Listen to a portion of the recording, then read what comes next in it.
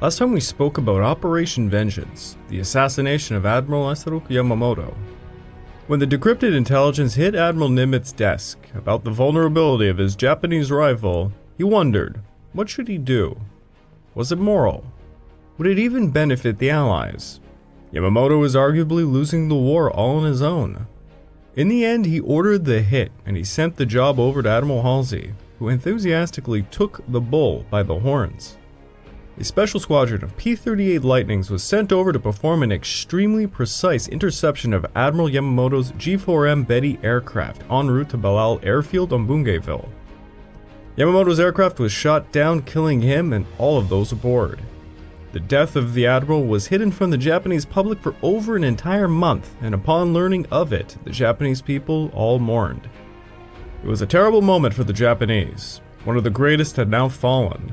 How would the rest of the war play out? This episode is the Japanese counteroffensive in Arakan.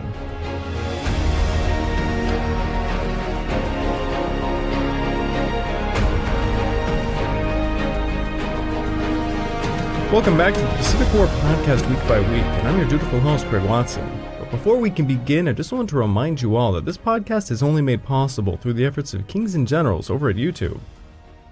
Perhaps you want to learn a bit more about World War II? Kings and Generals has an assortment of episodes on World War II and much, much more, so go give them a look over at YouTube. So please, subscribe to Kings and Generals over at YouTube and continue to help us produce this content by checking out www.patreon.com/kingsandgenerals. And hey, don't forget about our sister podcast over at the Age of Conquest, The Fall and Rise of China podcast, written and narrated by me. And if after all of that you are still hungry for some more history, why don't you check out my personal channel, the Pacific War channel over at YouTube, where I've just now released my almost 2-hour-long documentary on China's warlord era. Also, just a friendly reminder, I myself now have a Patreon account, which can be found at www.patreon.com/thepacificwarchannel. This month's exclusive podcast over there is an interview I did with Chuck Myers. Chuck Myers is retired from the United States Navy after serving aboard multiple aircraft carriers, and he is an associate of the USS Hornet Museum today. He also happens to be the main historical consultant for the last Midway film.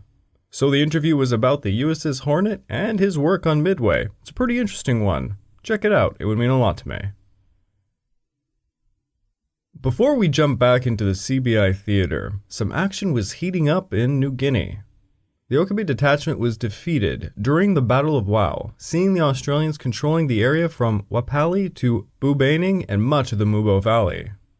However, the Japanese remained resilient and would not give up Mubo without a fight. Vigorous patrolling and ambushes were all the Australians could perform, because they didn't have the necessary numbers to launch a major offensive. In early March, General Mackay sent word to Blamey, advising him he believed the Japanese might try another shot to seize Wau. He believed even with the projected arrival of the 4th and 15th Brigades, they would still be outnumbered by the Japanese. Mackay estimated the Japanese had roughly 7,500 men in the Lae Salamau area, and that they were maintaining a formidable defense in the Mubo region. Therefore, he wanted to continue to restrict their activity to patrols to prevent the Japanese from surprising Wau again, and allowing vital time to build up the defenses. The attack on Mubo in January had not accomplished its objectives, but it did show the Japanese at Lae and Salamaua how much of a hornet's nest they had stirred up by attacking Wau. The Japanese were not done, however, and they hoped to launch a counteroffensive. They planned to bring the 51st Division in a large convoy across the Bismarck Sea. But as we saw in a previous episode, this was met with catastrophe during the Battle of the Bismarck Sea, denying the reinforcements, equipment, and supplies the Japanese at Mubo desperately needed.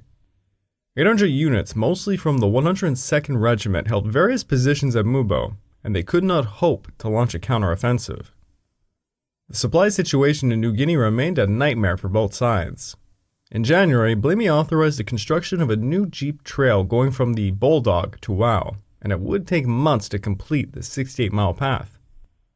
By April, the Australians improved their situation in the Mubo area by occupying the heights called the Saddle and Vickers Ridge. They began placing artillery on the heights, and on the 20th they began to bombard the Japanese position on Green Hill. On the 23rd, Major General Stanley Savage of the 3rd Division established his headquarters at Bulolo. Kanga Force had been officially dissolved.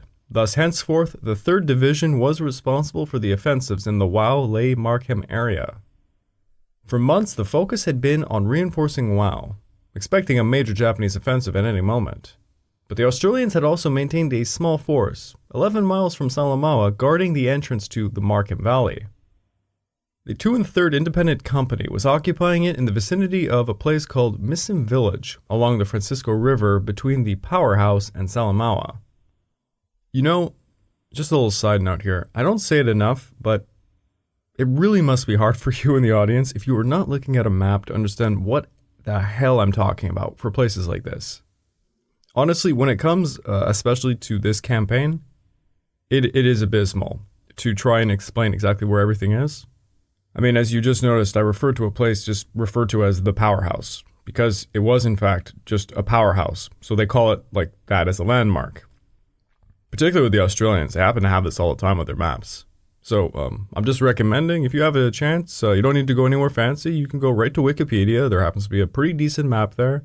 Just look up the Battle of Mubo, or anything in the New Guinea campaign. A lot of good maps to just help you along the way. It's kind of like how, you know what, President FDR, back in the day when he had those famous fireside chats, he used to actually ask his audience over the radio to pull out their maps at home, because I guess people had maps of the South Pacific. I don't know how that worked out. And to follow along, you know, him explaining where the boys were and everything. But back to the story. In early April, they began performing reconnaissance of the area. And on the 21st, they ambushed a column of 60 Japanese, managing to kill over 20 of them and wounding 15. Soon after, their commander was notified by Moton that they were going to be launching an offensive against Mubo, finally set for the 24th. The offensive against Mubo was actually part of something grander. General Blamey planned to capture Leh, forming a plan codenamed Operation Postern, which was quickly approved by General Douglas MacArthur. For the plan to work, the Allies needed to trick General Adachi that Salamaua was actually the primary target for the major offensive. Thus, to accomplish this, the Australians had the 2 and 3rd Independent Company operate just a few miles from Salamaua, as I had said. General Stanley Savage would not even be aware of these grander plans until June of 1943. Postern called for a large pincer movement involving an amphibious assault east of Leh, and an airborne assault near Nadzab, 50 kilometers to the west of Leh.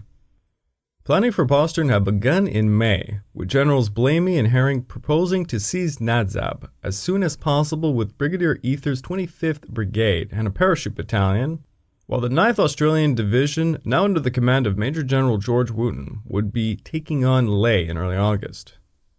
Nadzab was an obvious target. It was undefended and of immense value, not only for the Leh operation, but also for extending the range of Allied air power. In the meantime, Blamey had various forces drive the Japanese out from key areas, but not to attack Salamaua directly.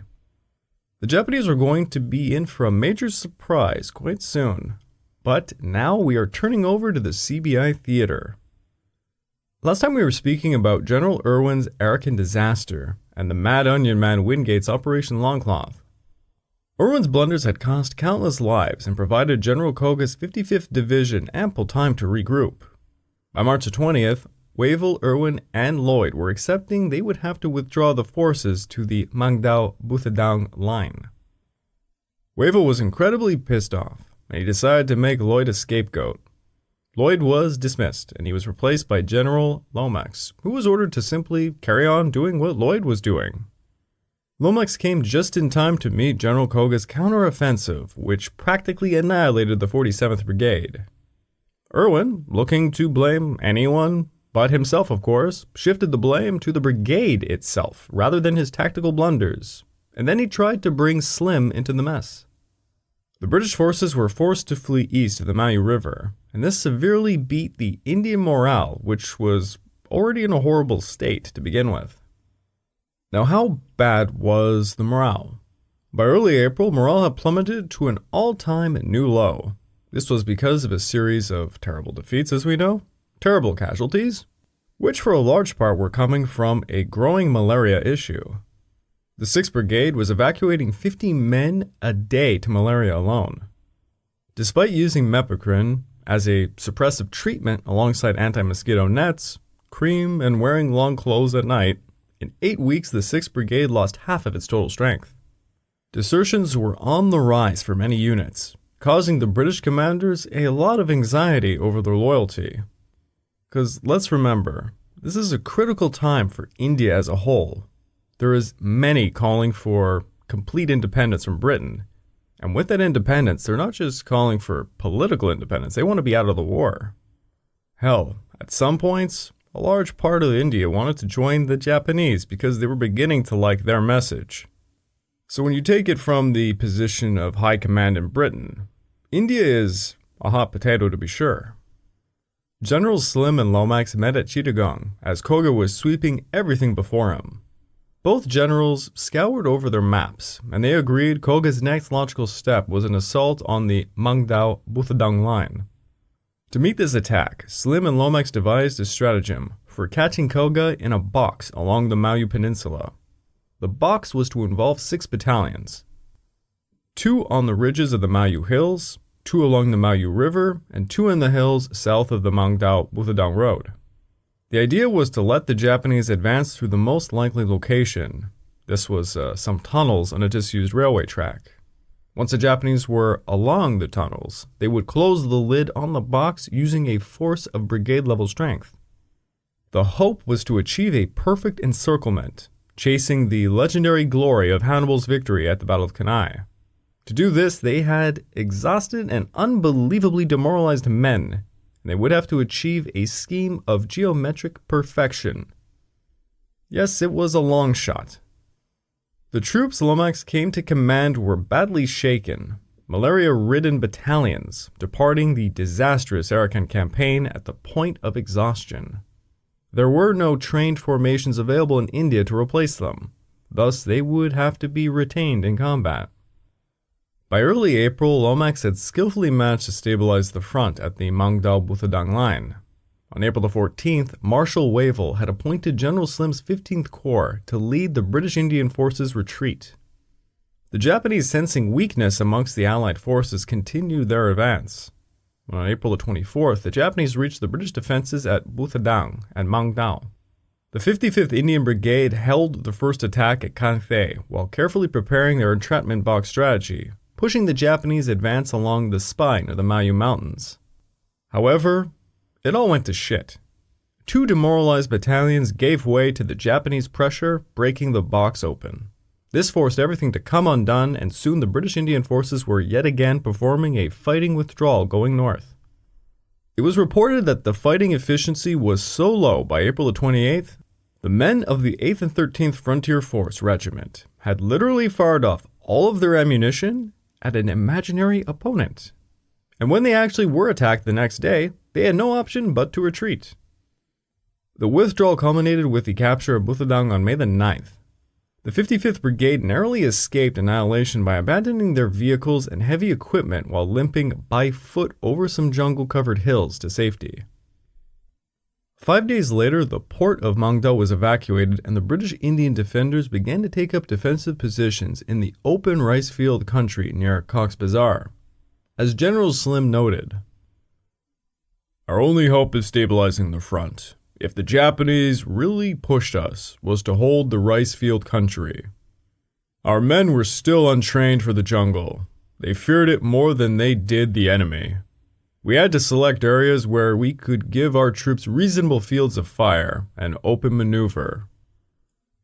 It was too much like 1942 over again, with the added bitterness this time that we had been defeated by forces smaller than our own." General Slim was very bitter about the entire ordeal. To make matters even worse, the men only pulled out after Slim's insistent pressure applied to Lomax, because Irwin was counter-arguing that they should toss the kitchen sink for a siege strategy.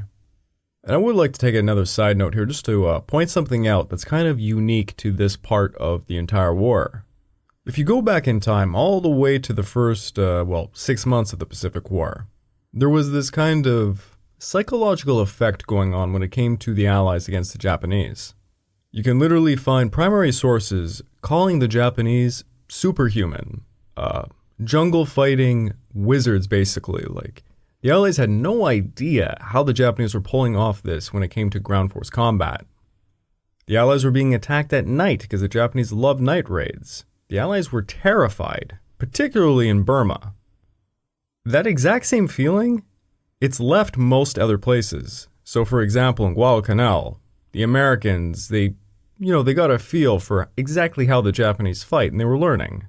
In New Guinea, it's almost the exact same thing with the Australians. But here in Burma, the British and Indian forces, they have just been completely defeated over and over and over again. Their commanders are looking at the units on the board, and they're saying to themselves, how exactly are the Japanese pulling this off? If you were a General Slim, for example, and you have a map out in front of you, and you're talking to subordinate officers, and you're looking at the logistics line for the Japanese, you have to feel real embarrassment right now at how your forces are performing. The Japanese are performing arguably miracles. Not to mention, where they are now, the Japanese don't have air superiority anymore, because air superiority was arguably what was really doing it for them during most of the Burma campaign. The point I'm making is, unlike all other areas of this war, right now in Burma, the Allies are still fighting the quote-unquote superhumans. That's not something you want to be facing a country that is kind of on the brink of becoming independent and possibly joining the enemy. It was a very tense situation for the British, who, were only fixated on retaining their empire and not really winning the war. And speaking of that, all the way over in London, Sir Winston Churchill had this to say of the event. This campaign goes from bad to worse, and we are being completely outfought and outmaneuvered by the Japanese. Luckily, the small scale of operations and the attraction of other events has prevented public opinion being directed upon this lamentable scene. Sir Winston Churchill was writing at a time after the Anglo-American victory in North Africa and the crushing Soviet victory at Stalingrad. It was obvious to Churchill and most of the other Allied leadership, Europe had already been won. Churchill was furious with Wavell, a man he never really liked.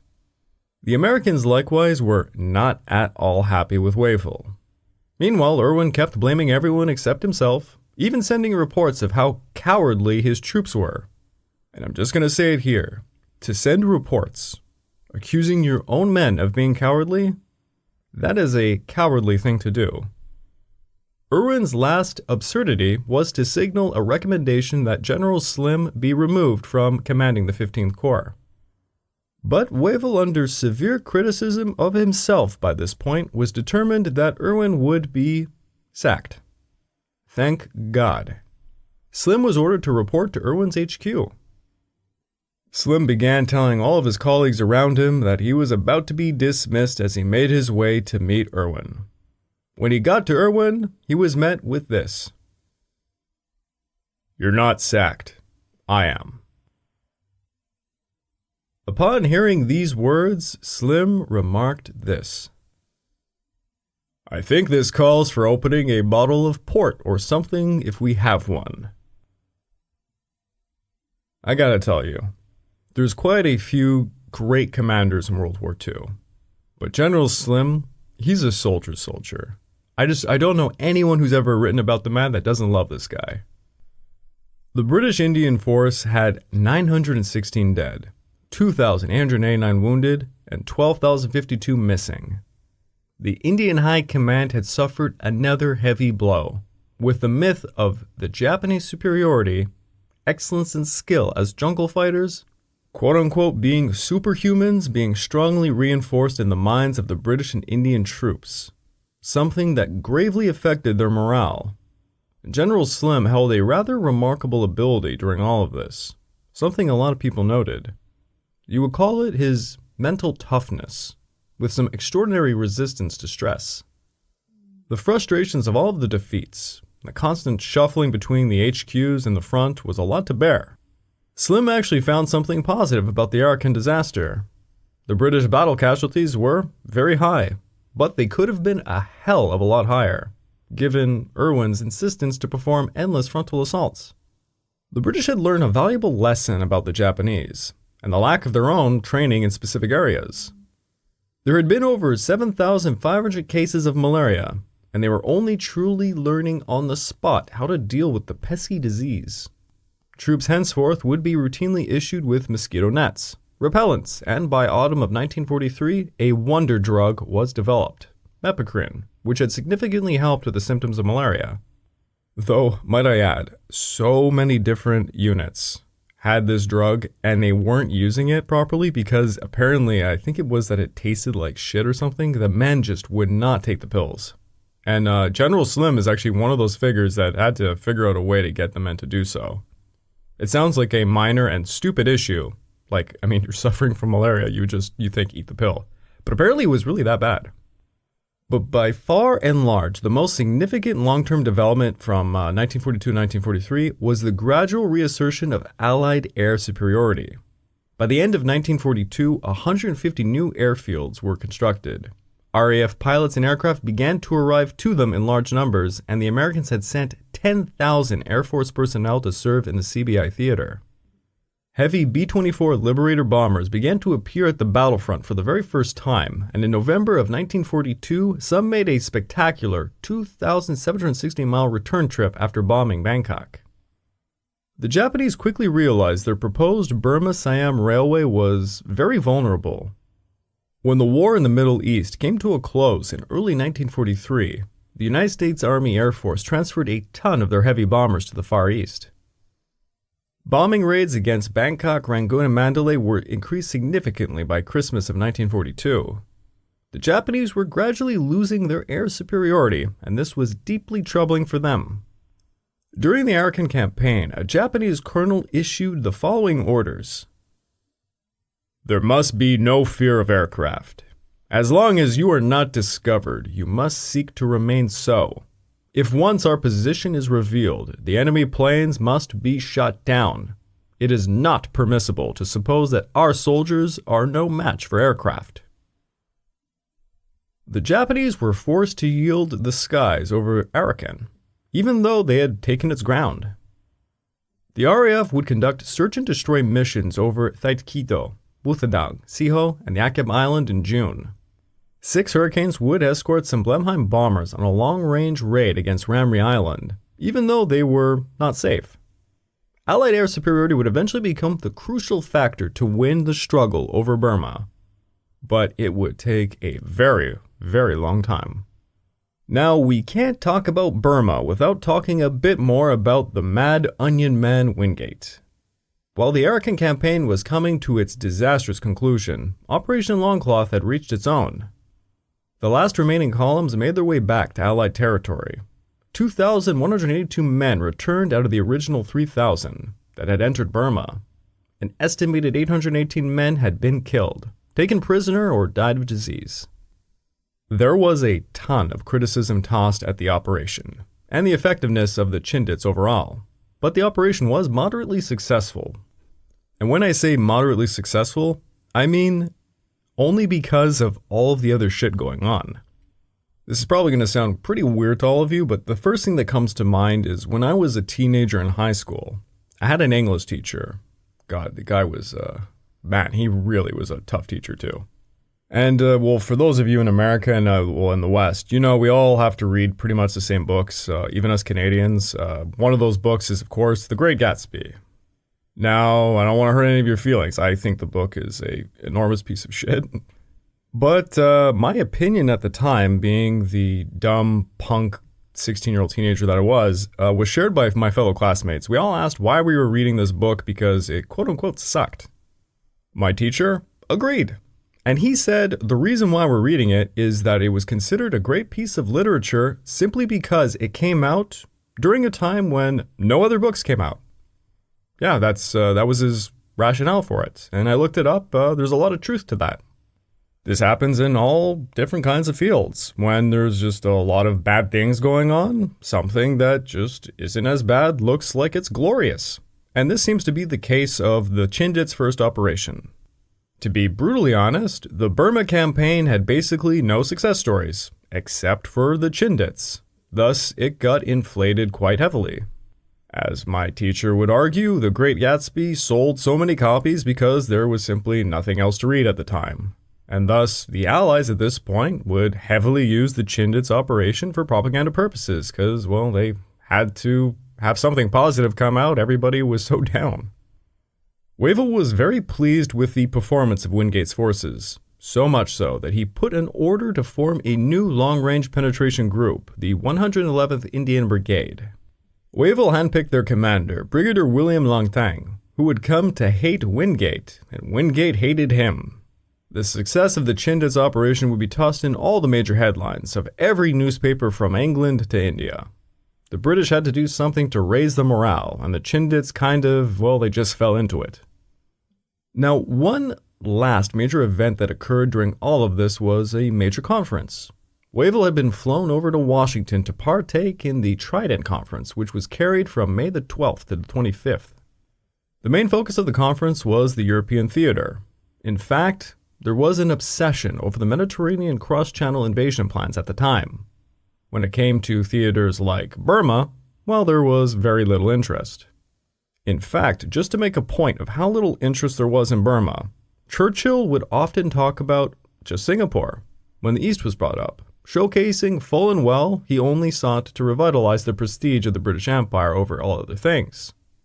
Burma was of such little interest, Churchill was actually in favor of bypassing Burma altogether. He viewed the Burma campaign of being only beneficial to China, a subject that he could not understand why FDR obsessed over so much. It seemed to Churchill FDR regarded China as the emerging dominant power in the Far East, while Churchill only regarded China as a Pacific power, ignoring China's claims over Tibet, Mongolia, northeastern Burma, and of course, Churchill would completely ignore any mention of Hong Kong. FDR was seen to be extremely pro-Chiang Kai-shek, almost manic-like by British accounts. The British began adopting a Machiavellian stance of supporting Chiang Kai-shek via Chennault's air power, thinking it would surely fail, which served Britain just fine. Meanwhile, good old Vinegar Joseph Stilwell, also at the Trident Conference, kept trying to persuade his president that Chiang Kai-shek was cunning and quite evil. He stressed the danger of the Americans becoming a solitary atlas, bearing the burden of the world because the British were outplaying them. He underlined Chiang Kai-shek's ambitions to get rid of him and to replace him with a yes man, so that he could acquire Lend-Lease materials for his own ends without any pushback. Stilwell recommended sending U.S. troops to the CBI theater to get Chiang Kai-shek to make specific commitments to stop wiggling around issues and, above all else, to stop Chiang Kai-shek's stab-in-the-back secret diplomacy antics. Stilwell would find the British at Trident very unimpressed with him and his opinions. Stilwell was known to be an Anglophobe, like a huge one, so yeah, they wouldn't be happy with him in general. And Stilwell was a really kind of tough guy to talk to. They don't call him Vinegar Joe for nothing. Stilwell also chose to bitterly argue with one Field Marshal Allenbrook, the chief of the Imperial Staff and a rampant American-phobe. So you got the Anglophobe and the American-phobe at it. Would have been probably really funny at the meeting. It got so bad, apparently George Marshall told Stimson, "Stilwell shut up like a clam and made an unfavorable impression." During the conference, FDR did ask Stilwell in private what he thought of Chiang Kai-shek, to which Stilwell said this: "He's a vacillating, tricky, undependable old scoundrel who never keeps his word." By contrast, Chennault, when asked a similar question, replied this: "Sir, I think the Generalissimo is one of the 2 or 3 greatest military and political leaders in the world today. He has never broken a commitment or promise made to me." Just want to point out, for those of you who don't know the story of this love triangle between Chiang Kai-shek, Chennault, and Stilwell, Chiang Kai-shek was unbelievably nice to Chennault because he thought that he could get Stilwell fired by doing so. That really is the rationale for it. And Chindt was completely aware of this. It's a really weird story. There's a lot of books on it, and I do recommend any of them. I think there's like 5 books just on this. If you break it down, each of the 3 had their own rationales for what they were doing. Chindt thought that the more he, talked to Chiang Kai-shek, the more chances he would get more air forces to increase his own power. Because Chindt this whole time he's campaigning to basically build all of these airfields from which he thinks he will gradually defeat the Japanese within China and then use these airfields to, hammer the home islands. Which does happen. The early days of Bomber Command does originate in China. Actually, a large reason, well, for those of you who know, Operation Ichigo is actually kind of tossed at China is because of Chindit's buildup of air power. And his air forces are completely destroyed. Like, it is incredible. Ichigo was an enormous feat. It was one of the greatest Japanese offensives of all time, just to say the least. But Stilwell, likewise, is campaigning to, hurt Chiang Kai-shek because of personal grievances, and he just wants more authority so that he can control the forces and, go into Burma, because he actually, Stilwell, despite being a bit of an asshole, he has a pretty good eye for strategy, and he's doing the right thing in the end, but his interpersonal issues with Chiang Kai-shek are just full-scale, deteriorating the entire thing. And then we have Chiang Kai-shek, who is, he's trying to fight a war against his enemy, the communists, Mao Zedong. So he's basically trying to take all this Lend-Lease materials and hold it, in the back. He's trying to make sure that he retains all of his forces to fight off the communists, because he can see that they're building up. All of his forces are fighting the lion's share of this war. He's losing things by the day, while Mao Zedong is only gaining. I mean, the Second Sino-Japanese War is what really helps the communists come to power. So yeah, you've got these 3 guys talking to each other, being nice at one point, attacking the other point, and it's just all because they have their own agendas. Meanwhile, you have FDR hearing all of these complaints from all 3 of them. Chiang Kai-shek's representatives, including his wife, were threatening to pull out of Burma and to make a separate peace with the Japanese, unless the British finally took action to seize Rangoon. Instead, it was agreed that more supplies would be tossed over the hump, and for the future Operation Anakim to be shelved, to which Stilwell argued that if the Allies waited another year before launching a land-based campaign in Burma, China would collapse. Trident was chaotic as hell. Admiral King slammed the table with his fists many times, violently supporting Marshall and Stilwell. King and Marshall wanted the land route to China open, but the British kept tossing their support for the hump operations. Stilwell was not having a good time, but then he had a surprising victory. Stilwell met with Churchill privately, complaining about the abysmal situation in Burma, and Churchill 100% agreed with his criticisms. I will note a large part for him agreeing to these criticisms was simply because he hated Wavell. He acknowledged the high command in India was terrible, and that he was going to replace Wavell. And Stilwell wrote this after his experience talking to Churchill. With Wavell in command, failure was inevitable. He had nothing to offer at any meeting except prostrations that the thing was impossible, hopeless, impractical. Churchill even spoke of it as silly. The Limeys all wanted to wait another year. After the Akyab fiasco, the 4 Japanese divisions in Burma had been scared to death. The inevitable conclusion was that Churchill had Roosevelt in his pocket, that they are looking for an easy way, a shortcut for England, and that no attention must be diverted from the continent at any cost. The Limeys are not interested in the war in the Pacific, and with the president hypnotized, they are sitting pretty. Roosevelt wouldn't let me speak my piece. I interrupted twice, but Churchill kept pulling away from the subject, and it was impossible.